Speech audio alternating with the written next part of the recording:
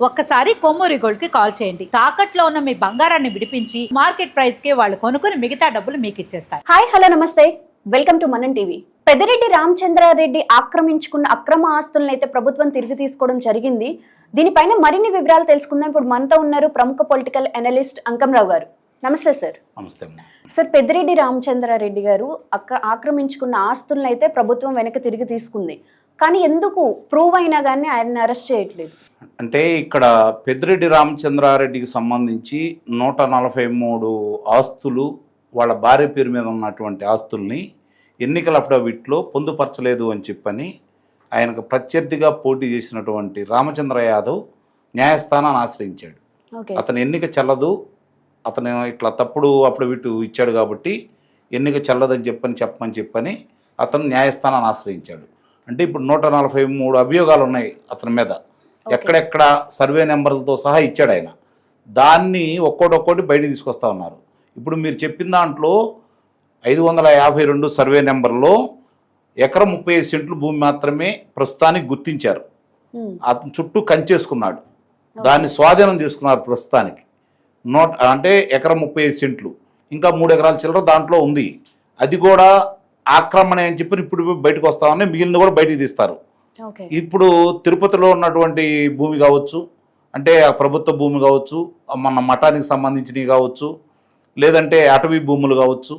అటవీ భూముల చుట్టూ 30 అంటే దగ్గర 45 ఎకరాల పై చిల్లర స్వాధీనం చేసుకున్నాడు అతను. అంటే చుట్టూ ఆక్రమించుకొని కట్టుకోవడం కూడా జరిగింది. అది రకరకాలుగా 1952లో ఒక రకంగా ఉంది, 2020 నుంచి 2021 ఒక రకంగా ఉంది, మొన్న ఒక రకంగా ఉంది. అంటే ఇవన్నీ కూడా 23 ఎకరాల 69 సెంట్ల భూమి కాడి నుంచి ఈరోజు వచ్చేసరికి 75 ఎకరాల 70 సెంట్లు భూమి అక్కడ ఉండట్టు దాని చుట్టూ కంచె కట్టేసి మధ్యలో పెద్ద భవనాన్ని నిర్మించుకొని 3 అంతస్తుల భవనాన్ని నిర్మించుకొని అతను అక్కడ ఏర్పాటు చేసుకున్నాడు. మీరన్నట్టు ఒక్కొక్క అంశాలన్నీ బయటకు వస్తూనే ఉన్నాయి. మదనపల్లిలో దసరాలు తగలబెట్టిన దాంట్లో కూడా వాళ్ళ మనుషులు మాధవరెడ్డి వీళ్ళందరూ ఉన్నారని చెప్పని అభియోగాలు వచ్చినాయి.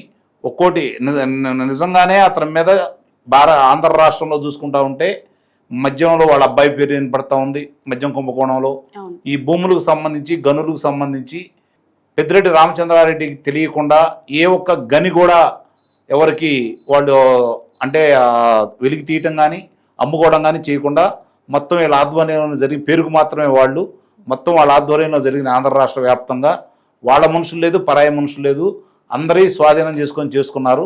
ఒక్కొక్క అంశాలన్నీ బయటకు వస్తున్నాయి. ఈ భూములకు సంబంధించి ఒక్క చిత్తూరు జిల్లాలోనే కొన్ని వేల ఎకరాలు, అంటే దగ్గర 2000 మంది పైన మా భూములు స్వాధీనం చేసుకున్నాడు, లేకపోతే మా భూములు ఆక్రమించుకున్నాడు, మా భూములు 10 రూపాయలు ఉంటే రూపాయి ఇచ్చేసి బలవంతంగా రాయించుకున్నాడు, మమ్మల్ని బెదిరించారు, చంపబోయారు అని చెప్పిన అభియోగాలు అతని మీద ఉన్నమాట వాస్తవమే. నిజంగా మీరు అన్నట్టు ఇప్పటి వరకు పెద్దిరెడ్డి రామచంద్రారెడ్డి విషయంలో ఆలస్యం జరుగుతున్నమాట వాస్తవమే. మరి అయినా సరే ఈ మధ్య తండ్రి కొడుకులు ఇద్దరు బయటకు వచ్చేసి మీ ప్రభుత్వం చేతనైంది చేసుకోండి, మేము ఇక్కడే ఉన్నామని చెప్పి మాట్లాడారు. మధ్యలో ప్రజలైతే వాళ్ళ నియోజకవర్గాలు వాళ్ళ సొంత గ్రామాలు కూడా రాకుండా ఎదురు తిరిగారు. ఈ కూటమి ప్రభుత్వం కొంచెం ఆలస్యం చేయటం వల్ల అతను మధ్యలో వచ్చి మాట్లాడటం కావచ్చు, ఇప్పుడు ఈ కార్యక్రమాలన్నీ చేస్తానే ఉన్నాడు. ముందుగా జగన్మోహన్ రెడ్డి మీద ప్రజలకి ఎంత కోపం అయితే ఉందో పెద్దిరెడ్డి రామచంద్రారెడ్డి మీద కూడా అంతకంటే ఎక్కువ కోపమే ఉంది.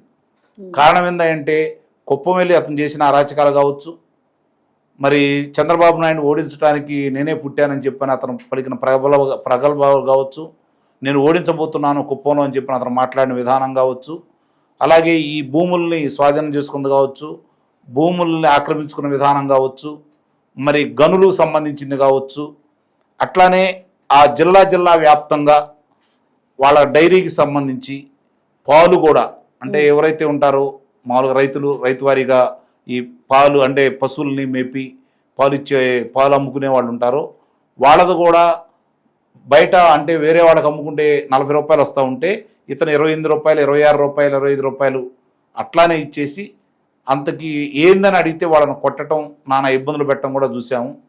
ఇవన్నీ కూడా ఒక్కోటి కళ్ళ ముందు అందరికీ తెలుస్తూనే ఉన్నాయి.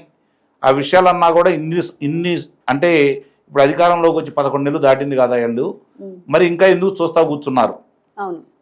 అంటే ఇప్పుడు చూసుకుంటా ఉంటే ఫలితాలు వచ్చి ఇప్పటికి కరెక్ట్గా ఫలితాలు వచ్చేసి 11 నెలల 15 రోజులు అయింది అవును. ఇప్పటికి ఫలితాలు వచ్చేసి.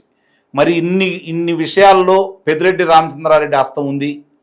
పెద్దిరెడ్డి రామచంద్రారెడ్డి ఎన్ని చేస్తున్నాడు, పెద్దిరెడ్డి రామచంద్రారెడ్డి ఎన్ని చేపిస్తున్నాడు అని అందరికీ తెలిసిన తర్వాత కూడా, ఇన్ని ఆధారాలు బయటకు వస్తున్న తర్వాత కూడా, మదనపల్లి సబ్ రిజిస్ట్రార్ కార్యాలయం దానం చేసిన విషయం కూడా కళ్ళ ముందు కనపడుతున్న విషయాలు జరుగుతున్నా కూడా 143 ఆస్తుల్ని పొందుపరచలేదు అని చెప్పని న్యాయస్థానానికి రామచంద్ర యాదవ్ ఫిర్యాదు చేసిన తర్వాత కూడా ఇంకా ఎందుకు అతను అదుపులో తీసుకోలేదు, అతని గురించి ఎందుకు విచారించట్లేదు, సరైన విధంగా చర్యలు ఎందుకు లేవు అనేది నిజంగానే అందరి మధ్యలో ఉన్నటువంటి మాటలే.